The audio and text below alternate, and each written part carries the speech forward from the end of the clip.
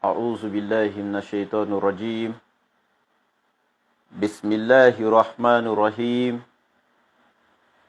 الحمد لله رب العالمين. الرحمن الرحيم مالك يوم الدين. إياك نعبد وإياك نستعين. اهدنا الصراط المستقيم. صراط الذين أنعمت عليهم غير المغضوب عليهم ولا الضالين. إن الحمد لله الذي نحمده ونستعينه ونستغفره ونعوذ بالله من شرور أنفسنا ومن سيئات أعمالنا. من يهد الله فهو المهتدي ومن يضلل فلن تجد له وليا مرشدا. وأشهد أن لا إله إلا الله وحده لا شريك له وأشهد أن محمدا عبده ورسوله وصلى الله عليه وعلى آله وأصحابه ومن تبعهم بإحسان إلى يوم يقوم الناس لرب العالمين. ربي اشرح لي صدري ويسر لي أمري واحلل عقدة من لساني يفقهوا قولي. يا جماعة المسلمين والمسلمات أسلم عليكم بتحية الإسلام وهي السلام عليكم ورحمة الله وبركاته. Alhamdulillah, louange à Allah, le maître du temps et des circonstances, Allah qui transcende le temps et l'espace, celui par qui et pour qui tout existe. Nous lui disons merci de nous avoir gardés jusqu'aujourd'hui, dans la dernière décade du mois béni de Ramadan. Nous implorons également sa miséricorde et sa bénédiction infinie ainsi que sa paix sur la meilleure des créatures, le prophète Mohammed ainsi que toute sa famille et tous les prophètes et messagers véritablement envoyés à Allah dans le but de transmettre le message donc du monothéisme. Alhamdulillah, je vous lance ici la salutation des habitants du paradis, chers frères et sœurs en islam, qui est Assalamu alaikum wa rahmatullahi wa barakatuh. Je dis bonsoir à tous mes frères et sœurs en Ada. Bien, nous allons continuer, Inch'Allah, aujourd'hui avec notre séance d'exégèse des versets du Saint-Coran. Je m'excuse pour les 2 jours manqués. C'est le problème de santé toujours qui fait défaut. Donc je profite encore dans cette dernière décade de Ramadan, demander, Inch'Allah, les doigts de la communauté musulmane, tous ceux qui nous suivent, tous nos frères et sœurs en islam, je vous demande de prier, Inch'Allah, de faire des doigts à mon endroit, ce qui concerne la santé, Inch'Allah. J'en ai besoin et voilà, donc ne m'oubliez pas, Inch'Allah, dans vos prières. Et qu'Allah exauce toutes nos prières et tous nos actes d'adoration. A'udhu billahi minash shaitanir rajim. Nous nous réfugions auprès d'Allah contre la tentation du diable banni, le diable rejeté, le diable maudit. Bismillahir Rahmanir Rahim. Nous commençons ici la continuité donc de l'exégèse de la sourate Al-Imran de par le nom d'Allah, Allah le tout miséricordieux, le très compatissant. Nous étions au verset 20e. Allah il nous dit Fa-in hajjuka. Et toi, prophète Muhammad alayhi salatu wa salam, s'il arrivait que les mécréants discutaient, ou ceux qui ont reçu le livre donc avant toi, les chrétiens et les juifs, s'il arrivait qu'ils discutaient avec toi et qu'ils ne veuillent pas accepter le message que tu leur transmets, donc de ma part, c'est-à-dire de la part d'Allah, s'il arrivait qu'ils disputaient avec toi dans le sens de te contredire, Allah il dit Fakul, dis-leur, Aslamtu, moi Muhammad, wajhiya lillah, je suis entièrement soumis à Allah, wa manittaba'ani, moi et tous ceux qui me suivent. C'est-à-dire, dès que tu leur apportes le message de l'islam, tu leur demandes de se convertir, tu leur demandes de se repentir, tu leur demandes de revenir à Allah, repentant, etc., et qu'ils s'enflent d'orgueil en te contredisant et en donc refusant donc ce que tu dis et en discutant avec toi, dis-leur tout simplement que toi, Muhammad, tu es soumis à Allah, toi et ceux qui te suivent également. Nous sommes musulmans. Et il continue en disant Waqul, et dit lillazina utul kitaba, à ceux qui ont reçu le livre ou l'écriture avant toi, dis-leur, wal ummiyina, ainsi que ceux des illettrés, ceux qui n'ont pas reçu donc les deux livres. Ou, en d'autres termes ici, il parle ici des idolâtres de la Mecque en ce moment, les idolâtres. Donc Allah il les appelle ici el ummiyin. Donc il dit d'abord, Wakul, et le prophète dit, les lezina utul kitaba, à ceux qui ont reçu le livre, donc les chrétiens et les juifs, wal ummiyina, ainsi que les idolâtres. Donc, à aslamtum, pose-leur la question, êtes-vous soumis? Êtes-vous musulmans? C'est-à-dire, toi, quand ils discutent avec toi, tu leur dis déjà en toute évidence, moi, je suis déjà musulman. Moi et ceux qui me suivent, nous sommes musulmans. Comme Allah le dit dans la sourate 12, sourate Yusuf, verset 108, il dit, Qul, hazihi sabili ad'u ila Allahi ala basiratin. Ana wa man ittaba'ani wa subhanallahi wa ma ana minal mushrikin. Et il dit, voici mon chemin, moi Muhammad. J'appelle les gens à Allah, moi et ceux qui me suivent. Nous basons sur une preuve évidente qui est le Coran. Et je ne suis point du nombre des associateurs. Donc le prophète n'avait pas deux chemins. Si ce n'est pas appelé à Allah, lui et ceux qui le suivent. Ils étaient entièrement soumis à Allah. Donc Allah il dit ici, dit, si les chrétiens et les juifs se mettent à discuter et te contredisent, dis-leur clairement que toi tu es musulman, toi et ceux qui te suivent. Et dis à ces mêmes personnes, les chrétiens et les juifs, ceux qui ont reçu le livre avant, wal ummiyina, ainsi que les idolâtres. À aslamtum, demande-leur, êtes-vous soumis? Pose-leur la question, êtes-vous musulmans? Parce que si vous n'êtes pas musulmans, il y a problème. Donc pose-leur la question, êtes-vous soumis? Êtes-vous musulmans? Fa in aslamu. Et Allah il continue en disant, s'ils acceptaient d'être musulmans, fa in aslamu, s'ils étaient soumis, s'ils avaient accepté de se soumettre, faqad tadaw. Oh, ils seraient bien guidés. S'ils étaient soumis, s'ils avaient accepté de soumettre leur être entièrement à la volonté d'Allah, faqad tadaw, alors ils seraient très bien guidés. Donc s'ils sont musulmans, alors ils ont pris la bonne voie. S'ils sont musulmans, ils ont pris la bonne voie.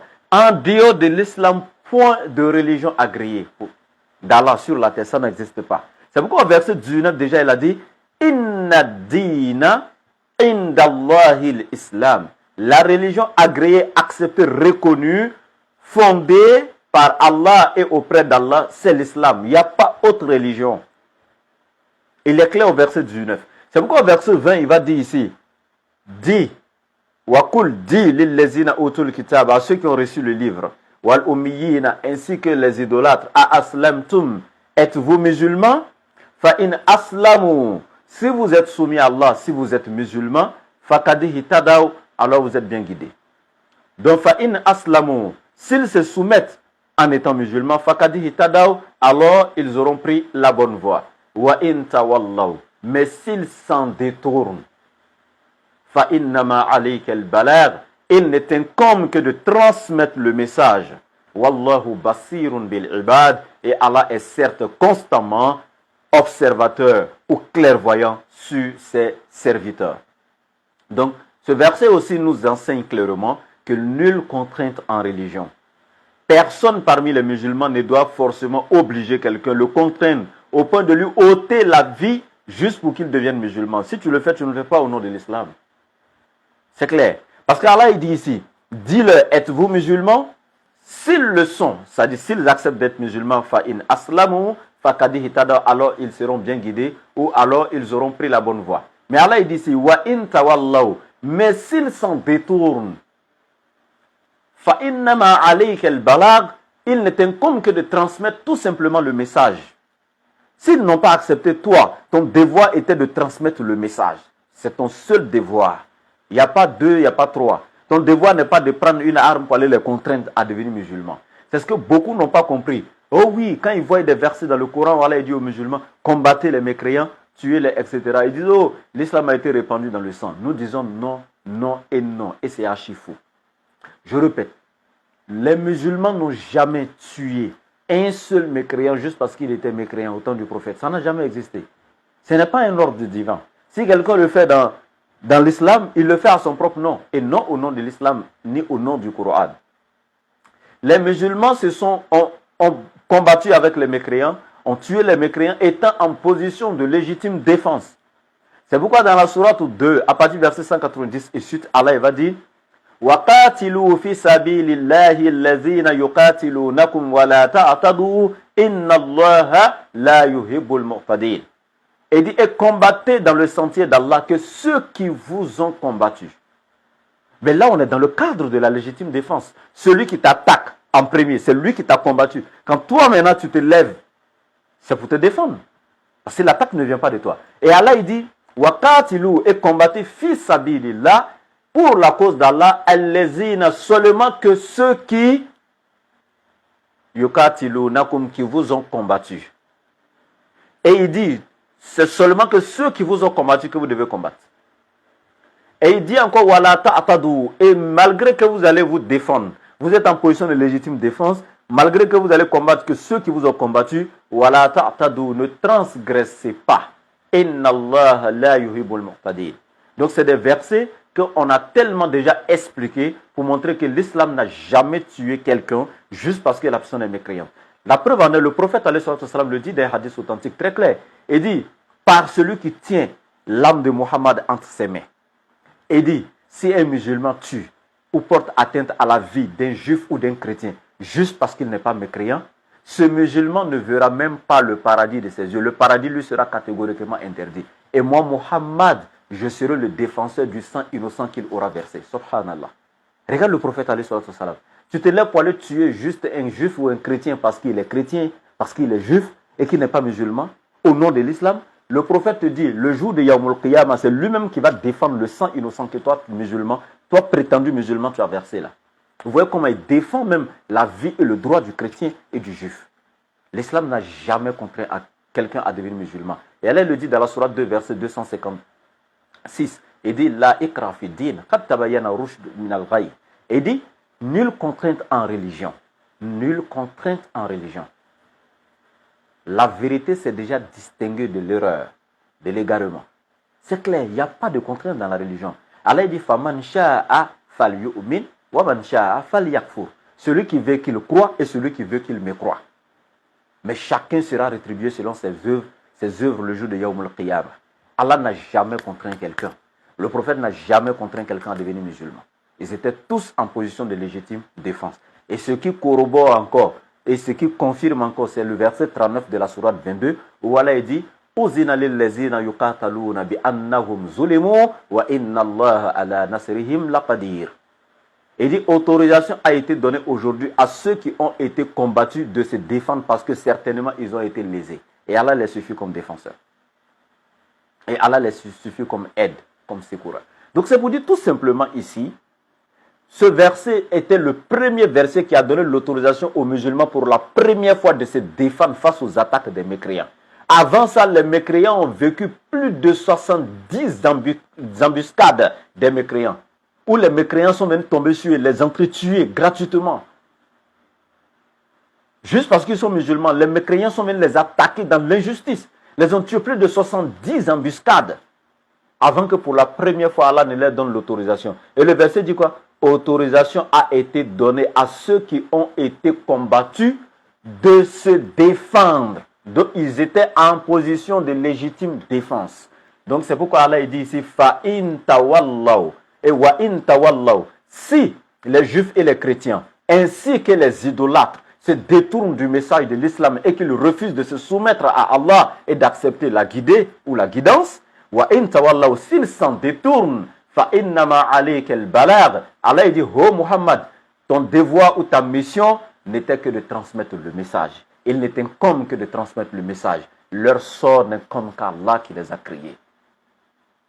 Wallahu basirun bil ibad. Et Allah est certes constamment clairvoyant sur ses serviteurs. Et on continue au verset suivant. Allah dit, innal lazina yakfuruna bi ayatillah. Et ceux qui mécroient au châtiment d'Allah, innal lazina yakfuruna bi ayatillah. ceux qui nient les signes d'Allah, qui s'en détournent, qui mécroient, qui contredisent et qui rejettent tout ce qui vient d'Allah, sa parole, ses signes, son message, etc. et ses messagers, ceux qui nient et s'en détournent complètement, Allah dit وَيَقْتُلُونَ النَّبِيِّينَ. Et ils ne s'arrêtent même pas là. Ils ne s'arrêtent pas à ce niveau seulement. Ils même tuent بِغَيْرِ حَقٍّ injustement les prophètes d'Allah. Ils les tuent injustement, subhanallah. C'est-à-dire non seulement ils refusent le message, mais en même temps, ils tuent le messager qui transporte encore le message. C'est pourquoi les enfants d'Israël ont tué des centaines de prophètes de Dieu qui les ont envoyés.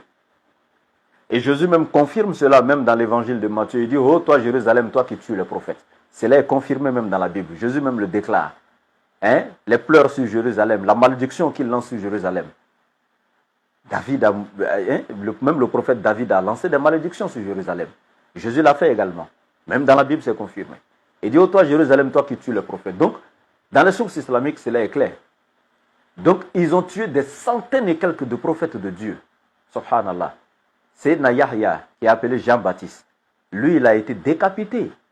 Hein? Pour faire quoi? Juste pour satisfaire. C'est-à-dire que les désirs d'une prostituée, il a été mis à mort. Pour un prophète de Dieu qui a été décapité pour satisfaire les désirs d'une prostituée. Pour pouvoir la voir sur son lit, hein, le roi a ordonné qu'on décapite Sayyidina Yahya, alayhi salam, un prophète d'Allah, subhanallah. Shamoun, hein, qu'on appelle Shamson, Zacharie, même le père de Yahya, et même bien d'autres prophètes. Donc c'était déjà le comportement des enfants d'Israël. Donc beaucoup parmi eux tuaient injustement donc, les prophètes d'Allah.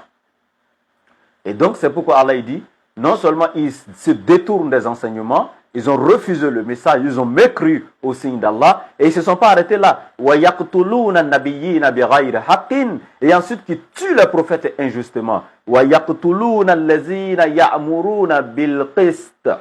Et ensuite ils ne s'arrêtent pas là. Ils tuent non seulement les prophètes de Dieu, mais aussi ils tuent ceux parmi les savants qui exhortent les gens à pratiquer la justice et l'équité. C'est-à-dire ceux qui prêchent le message d'Allah, minannasi, parmi les hommes. Hein?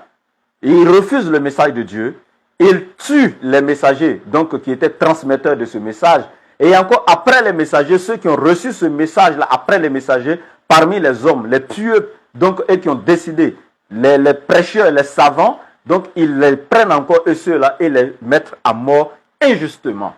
Allah, il dit, Fabashiruhum bi azabin alim. Alors annonce-leur la bonne nouvelle d'un châtiment douloureux. Mais vous voyez, c'est Allah, il dit Fabashiruhum. Subhanallah. Et il dit Fabashiruhum. Il y a plusieurs termes à utiliser comme Naba pour parler de la nouvelle. Mais il dit ici Fabashiruhum. C'est-à-dire annonce-leur la bonne nouvelle d'un châtiment douloureux. Est-ce que c'est une bonne nouvelle, un châtiment douloureux? Est-ce une bonne nouvelle? Non. Mais comme ceux-là prennent plaisir à tuer, ils prennent plaisir, c'est-à-dire c'est un plaisir pour eux de se détourner des enseignements de Dieu, certes, mais encore c'est un plaisir pour eux d'ôter la vie aux messagers injustement, aux porteurs de ce message de Dieu injustement. Ils prennent plaisir, hein, ils prennent goût, ils prennent joie à tuer les savants. Donc Allah il dit, comme pour eux c'est une joie, c'est un plaisir, alors annonce-leur aussi la bonne nouvelle aussi d'un châtiment douloureux qui les attend auprès d'Allah, leur Seigneur. Donc il continue en disant,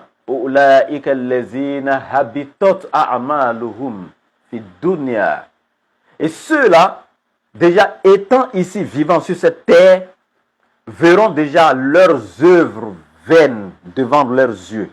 Toutes leurs bonnes actions qu'ils ont posées sur cette terre sont déjà vaines. Et toi qui as tué un prophète de Dieu, tu espères avoir quoi encore? Toutes tes actions sont vaines. Toi qui as vu un innocent qui est en train de prêcher la parole de Dieu, qui est en train d'exhorter les gens au bien, en train de détourner les gens du mal, en train de sensibiliser les gens à pratiquer tout ce qui est convenable et à exhorter, à avertir les gens, donc à s'éloigner de ce qui est blâmable. Toi, tu n'as pas pu le soutenir, l'aider, mais tu as plutôt trouvé un plan une situation là, une embuscade, tuer le monsieur, lui ôter la vie parce qu'il est en train de parler de bonnes choses, parce que toi, il est en train de t'exhorter à arrêter le mal et à pratiquer le bien. La seule chose que tu as trouvée, c'est de le tuer, de lui ôter la vie. Et tu espères avoir quoi? Allah il dit non, non, non. Oulaïka. Tout celui qui a déjà pratiqué ce genre d'action-là. C'est-à-dire, non seulement tu as refusé le message de Dieu, deuxièmement, tu as comploté à tuer un prophète de Dieu, ou même tu as été l'auteur même du meurtre d'un prophète, ou même peut-être les prophètes ne vivent pas en notre temps, mais les prédicateurs qui sont là aujourd'hui, tu n'as pas pu les soutenir.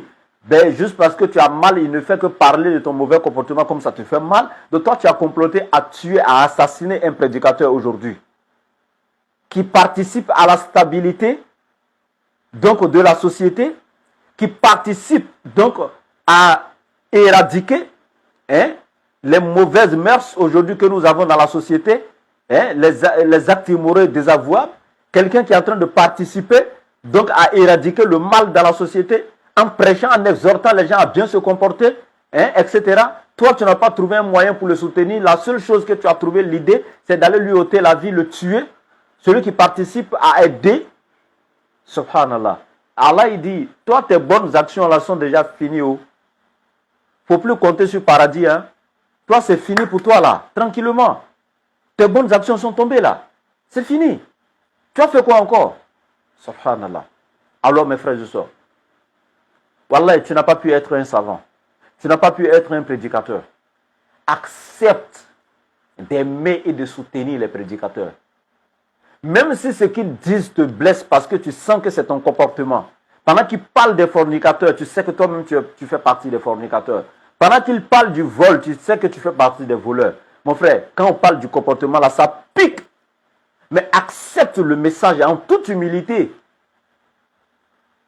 Et c'est ce qui même peut-être va te permettre à Allah même de pardonner tes péchés. Parce qu'en l'écoutant, c'est piquant, c'est touchant. Mais en l'écoutant avec le temps, ça va te toucher, ça va te transformer un peu. Peut-être que tu arriveras à avoir la foi et te convertir demain. Mais la seule chose que toi tu as trouvé, c'est d'aller tuer la personne. Non. Donc celui qui fait ça là, il dit toutes tes bonnes actions sont déjà vaines. De ton vivant ici d'abord. Wal akhira, ainsi que dans l'au-delà. Wa ma lahum min nasirin. Et ceux-là n'auront aucun protecteur donc contre le châtiment d'Allah. Ils n'auront personne qui pourra les secourir face au châtiment d'Allah le jour de Yawmul Qiyamah. Wal-iyazubillah, qu'Allah nous en préserve. Et là, il continue en disant Alam tara ila allazina utu nasiban minal kitab. Et Allah, il dit ici Alam tara. Donc, ne vois-tu pas ila allazina utu nasiban minal kitabi, comme un bon nombre de ceux qui ont reçu une partie des Écritures ou une partie du livre d'Allah. Donc, n'as-tu pas vu le comportement de ceux qui ont reçu une partie de la parole d'Allah? N'as-tu pas vu bon nombre d'entre eux? Yudu'auna ila kitabillahi. N'as-tu pas vu bon nombre d'entre eux qui ont été appelés vers le livre d'Allah, qui ont été appelés afin qu'ils viennent vers le livre d'Allah qui est le Coran? Ça veut dire tout simplement, n'as-tu pas vu ceux qui ont reçu une partie du livre d'Allah, les juifs et les chrétiens? Ils ont été appelés Yuda'auna ila kitabillah. Ils ont été appelés à la parole d'Allah qui est le Coran. Ils ont été appelés afin qu'ils reviennent vers le Coran qui est venu pour prévaloir sur les livres qui l'ont précédé. Les Juifs, au verset 44 de la sourate 5, ont certainement reçu la Torah. Allah les a choisis comme gardiens de ce livre. Et c'est par la Torah que les Juifs devaient juger les affaires. Donc des rabbins, parmi eux, les affaires des enfants d'Israël, devaient juger à partir de la Torah. Et après eux, il dit, les gens de l'évangile sont venus, ils ont reçu l'évangile. Et c'est par l'évangile qu'ils devaient juger donc les choses des enfants d'Israël, tout ce qui concernait donc litige entre les enfants d'Israël, par l'évangile.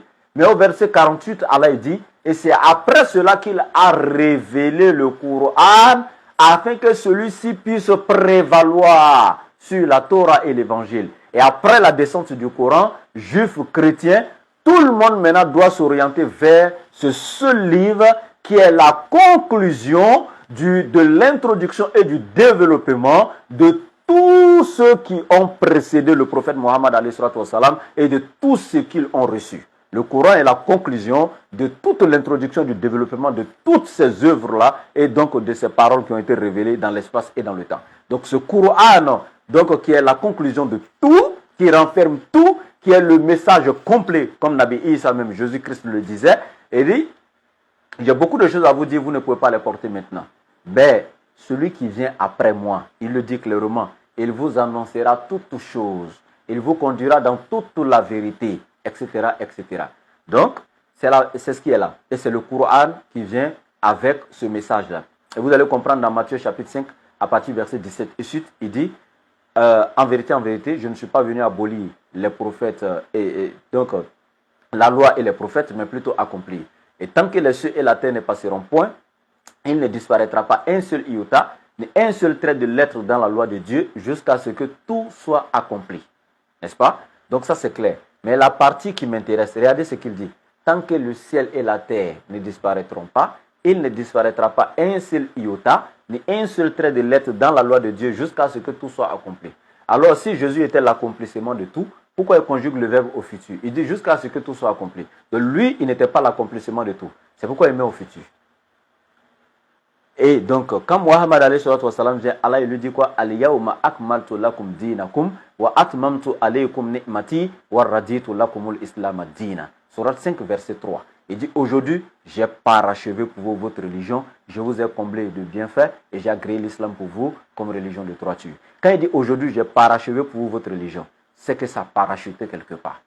Parce que si c'est aujourd'hui que c'est parachevé, tel que le verset dit Al-yawma, aujourd'hui, certes, akmaltu lakum dinakum. Donc, aujourd'hui, j'ai parachevé pour vous votre religion. Donc, si c'est aujourd'hui que c'est parachevé, c'est que ça a parachuté quelque part. Et donc, Mohammed était la conclusion. Donc, le Coran, le message du Coran est la conclusion. Donc, Allah il dit ici, n'as-tu pas vu le comportement de ceux donc, qui ont reçu une partie de la parole d'Allah, qui, lorsque yuda'awna ila kitabillah, ils sont appelés donc à la parole, vers la parole d'Allah qui est le Coran, en leur disant que c'est le dernier message qu'Allah a donné donc à son prophète Mohammed alayhi salam, afin qu'il puisse le transmettre aux êtres humains. C'est celui par lequel, ce message par lequel les êtres humains seront guidés. Et celui qui ne suit pas ce message-là aujourd'hui, au temps du prophète Mohammed, point de guidance pour lui. C'est le Coran aujourd'hui tel que Allah dit, ذَلِكَ الْكِتَابُ لَا رَيْبَ فِيهِ هُدًى لِلْمُتَّقِينَ. Certes, c'est le livre au sujet duquel il n'y a point de doute et qui est guide pour les pieux. Donc c'est le livre aujourd'hui vers lequel toute l'humanité a été appelée parce que son message est pour toute l'humanité, comme Allah le dit dans la sourate 25, verset 1er. Tabarakallazi nazzala al-furqana ala abdihi liyakuna lil alamina nazira. Il dit qu'on exalte la bénédiction de celui qui a fait descendre le livre du discernement sur son serviteur Mohammed afin que celui-ci soit un avertisseur pour l'univers. Et il continue en disant liyahkuma bainahum. Et ce livre a été donné au prophète alayhi salatu wassalam afin qu'il puisse trancher donc leurs différends, afin qu'il puisse juger leurs différends, afin qu'il puisse donc trancher leurs litiges avec le message d'Allah. Parce que c'est pourquoi ils ont été appelés à venir au livre d'Allah, afin que par le livre d'Allah, tout ce qui concerne des différends, des incompréhensions, des contradictions, etc., etc., entre eux, tout ceci soit tranché à travers donc, le Coran ou à la lumière du Saint-Coran. Et Allah il dit, Summa yatawalla. Mais lorsqu'ils ont été appelés afin qu'ils viennent au livre d'Allah pour que les différends entre eux soient tranchés, Summa yatawalla, ils se sont détournés aussitôt, ils ont tourné le dos. Fariqun minhum, une grande partie d'entre eux se sont détournés, wa hum mu'riduna, et donc ils se sont éloignés avec dédain, en d'autres termes, donc avec raillerie, avec dédain, etc. Ils se sont détournés complètement donc du message d'Allah. Allah dit fakayfa iza jama'nahum li yawmin la rayba fihi. Et dit, et quand sera-t-il d'eux? Fakayfa iza jama'nahum. Quand sera-t-il d'eux? Quel sera leur sort? Comment seront-ils? Iza jama'nahum, lorsque nous les rassemblerons, liyawmin, le jour où la rayba fihi, il n'y a point de doute à son sujet. C'est-à-dire le jour qui n'a point de doute à son sujet, qui est le jour de Yawmul Qiyamah, le grand jour du jugement dernier, le jour donc de la rétribution, le jour inéluctable où tous comparaîtront devant Allah. Ce jour-là, quand sera-t-il? Quel sera le sort des mécréants, de ceux qui se sont détournés du message d'Allah? Kullu nafsin ma kasabat. Toute âme ce jour-là, ma kasabat, sera rétribuée, wa hum la yuzlamuna, et ne sera point lésé concernant ses acquis, en tout cas ne sera point lésé. Chaque âme sera rétribuée, à chaque âme sera rendu ce qu'elle a mérité et ce qu'elle a œuvré. À chacune ses œuvres, et la récompense de chacun sera proportionnelle aux actions qu'il a posées ici-bas. Personne ne sera lésé en ce qui concerne son salaire. Personne ne sera lésé.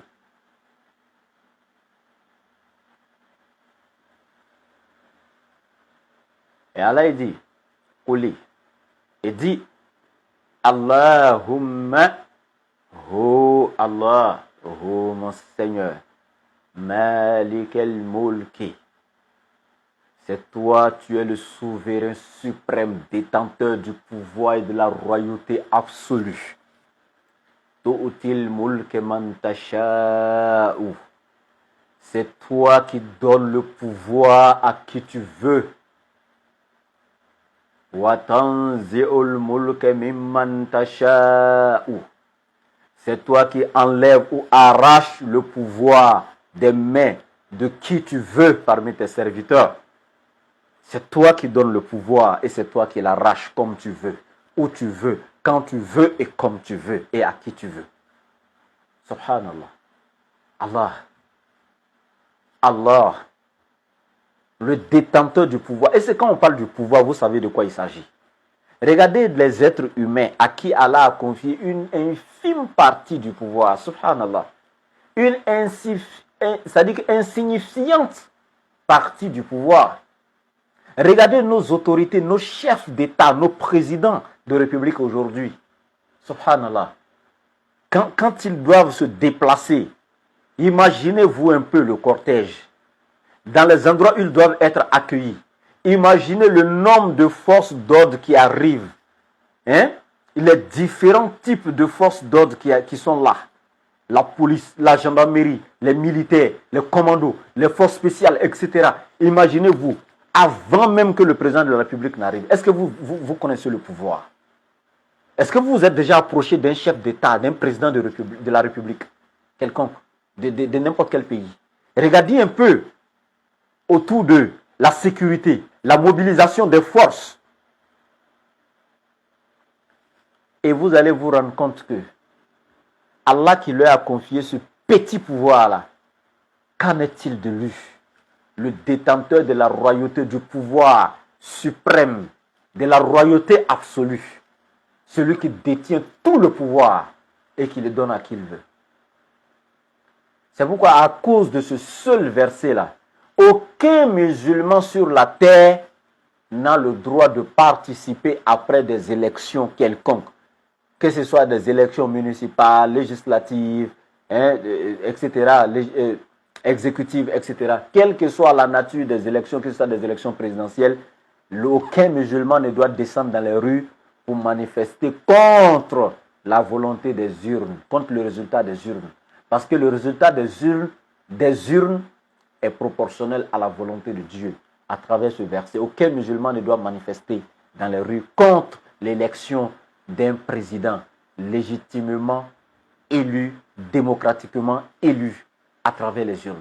Parce qu'Allah, il le dit ici, c'est lui qui est le détenteur du pouvoir absolu et il donne le pouvoir à qui il veut. Si Allah a porté son choix sur lui, s'il a voulu que c'est celui-là qui soit le candidat, qui soit celui qui a été élu dans les urnes, toi tu es qui pour t'opposer à la volonté divine?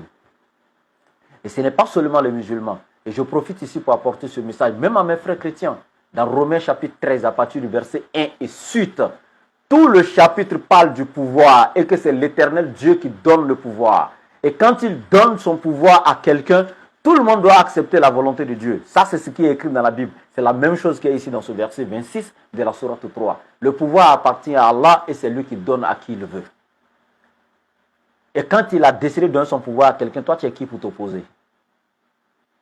Donc ici, il dit, c'est lui qui détient le pouvoir. Et il donne à qui il veut. Il arrache à qui il veut. C'est lui qui grandit qui il veut. Il glorifie la personne. Il l'honore, etc. Il l'élève comme il veut.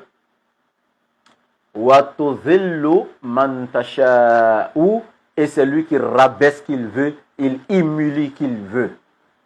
Subhanallah. Biyadika al-khayr. Entre tes mains se trouve le bien. Tu détiens le bien. Et c'est toi, tu le dispenses entre tes créatures.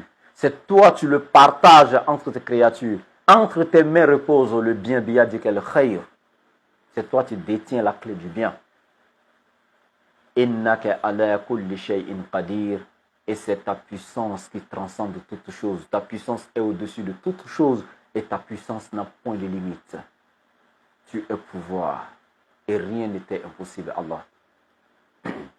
Alors, chers frères et sœurs, c'est, comme je le disais tantôt, c'est toujours le tafsir du mois béni de Ramadan. Nous continuons toujours et nous allons toujours continuer. Et même, Inch'Allah, je vous annonce la bonne nouvelle, même après le mois de Ramadan, on va trouver ne serait-ce qu'une seule fois par semaine, on va continuer avec le tafsir. Inch'Allah, ne serait-ce qu'une seule fois par semaine, on va continuer. Inch'Allah. Et donc, avant de mettre fin à la séance d'aujourd'hui, j'aimerais ici vous interpeller une fois de plus encore par rapport à notre grand projet, à nous tous ensemble. Le projet de la grande communauté musulmane, même pas nationale, même pas de Côte d'Ivoire, mais internationale. Le projet de la construction du grand complexe islamique pour l'encadrement des convertis. Vous savez que la Côte d'Ivoire étant la capitale de l'interreligieux, baptisée ainsi, il y a au moins 3 mois de cela, par le docteur Abdul Majid congolais, il dit que l'interreligieux, la source, serait le Congo, mais la capitale, c'est la Côte d'Ivoire. Et si la Côte d'Ivoire est la capitale de l'interreligieux, aujourd'hui, au niveau de l'interreligieux, c'est des milliers de personnes qui se convertissent à cause de l'interreligieux aujourd'hui à l'islam. En Côte d'Ivoire, comme aux alentours de la Côte d'Ivoire et partout dans le monde entier. Et les gens se convertissent par milliers, je le dis. Subhanallah. Vous êtes témoins dans tous les directs. Les gens ne font que se convertir par dizaines, par centaines, par milliers. Et alors, tous ces convertis-là, allons-nous les convertir tout simplement et tourner le dos et les laisser être la risée du diable? Les laisser encore, le diable venir les repêcher, encore retourner dans l'égarement? Allons-nous les convertir et les laisser encore à la portée de Shaitan? Non, nous disons non. Non. Une chose est de convertir quelqu'un à l'islam, mais une autre chose est encore d'encadrer la personne. Mais comment allons-nous les encadrer alors qu'on n'a pas un endroit où nous allons pouvoir les réunir? Un point de repère, un point de rassemblement pour pouvoir leur octroyer l'enseignement, pour pouvoir leur enseigner les vraies valeurs morales et spirituelles de l'islam, pour pouvoir les éduquer spirituellement. Mais il faut un centre pour cela. Il faut un endroit pour cela. Et c'est ce complexe-là que la DDR a visé.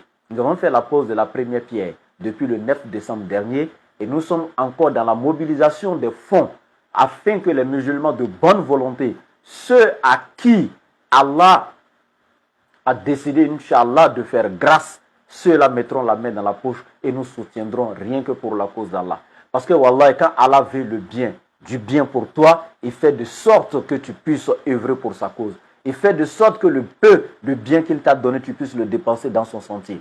Ça, c'est quand Allah veut du bien de toi. Quand Allah veut te racheter, quand Allah veut te pardonner, quand Allah veut t'octroyer le paradis. Wallahi, c'est pour ton propre bien. Quand Allah il ne veut pas de toi, Wallahi, même si toi-même tu as la volonté de venir dépenser dans son sentier, Voilà, en venant, tu vas faire un accident, tu vas mourir en route. Il ne va pas accepter que tu arrives à destination et pouvoir donner ton argent pour sa cause. Si Allah a accepté que toi, tu puisses enlever 5 francs pour financer dans sa cause, Wallah, c'est qu'Allah veut du bien de toi. Wallah, c'est qu'il veut du bien de toi. Alors, mes frères, Allah dit dans la sourate 28, verset 78, 77 à 78, de ce qu'il vous a octroyé comme bien, achetez la dernière demeure avec. Sans oublier certainement votre part ici-bas. Il ne vous demande pas de prendre tout ce que vous avez pour aller donner, mais enlever une partie de ce qu'il vous a octroyé et financer dans la cause d'Allah. Nous, aujourd'hui, membres de DDR, nous, on fait ce qu'on peut. Allah dit, de par ce qu'il t'a octroyé comme bienfait, il faut donc faire largesse avec. Il faut donc faire la charité avec. Et nous, Allah ne nous a pas donné de l'argent, mais il nous a donné un petit savoir. On a décidé de partager ça avec vous. Hein? Vous voyez, je suis sur les réseaux, beaucoup de fois, je vous dis, ça ne va pas, je suis malade, priez pour moi. Mais même quand ça ne va pas, 2 jours quand ça va net, je vais m'asseoir, j'essaie de partager le peu que j'ai avec vous. Je suis soucieux, c'est pour moi un devoir sacré. C'est une volonté absolue de pouvoir être parmi ceux qui appellent les gens au bien. Vous voyez, parce que le peu qu'Allah m'a donné, je partage avec vous. Vous aussi, peut-être que ce même peu qu'Allah vous a donné, ce n'est pas de la même nature que pour moi. Pour moi, c'est la nature d'un peu de savoir. Mais pour vous, peut-être, c'est un peu de gain matériel, un peu d'argent, etc. Nous, on vous demande de venir avec le peu aussi qu'Allah vous a donné, parce que c'est 2 mains qui se lavent. Nous, avec la grâce d'Allah, par nous, Allah convertit des centaines de personnes. Et nous, on veut que vous aussi, vous venez nous aider à construire le centre pour que ces personnes qui sont converties par nous, par vous aussi, votre aide en construisant le centre, ces personnes-là soient sauvées, afin qu'ensemble, tous, on puisse œuvrer comme ça pour aller se retrouver ensemble au paradis. On vous demande, parce que la yakmulu lil mar'il iman hatta yuhibba li akhi ma yuhibbu li nafsi. Personne parmi vous n'aura une foi complète et parfaite s'il ne désire pas pour son frère ce qu'il désire pour lui-même. Quand nous, on a lu les Écritures et on a regardé la récompense de ceux qui œuvrent dans le bien, donc dans le sentier d'Allah, ceux qui font largesse dans le sentier d'Allah avec ce que Allah leur a octroyé comme bien matériel, quand on regarde les récompenses de ça, nous, on ne peut pas désirer ça pour nous seulement sans désirer pour vous aussi. Et c'est pourquoi le prophète le dit, personne n'aura la foi complète parmi vous s'il ne désire pas pour son frère ce qu'il désire pour lui-même. C'est pourquoi nous désirons aussi cette même chose-là avec vous et pour vous. S'il vous plaît, ne restez pas comme des spectateurs, tout simplement à féliciter et applaudir la DDR. Ah, la DDR, vous faites du bon boulot. Oui, certes. Mais mon frère, on te dit, même si ta contribution est à hauteur de 500 francs, c'est bon. 100 francs même, c'est bon. 500, c'est bon. 1000 francs, c'est bon. 2000 francs, 5000, 10 000, 100 000, même 1 million. Même si tu peux construire le centre pour la cause d'Allah, fais-le.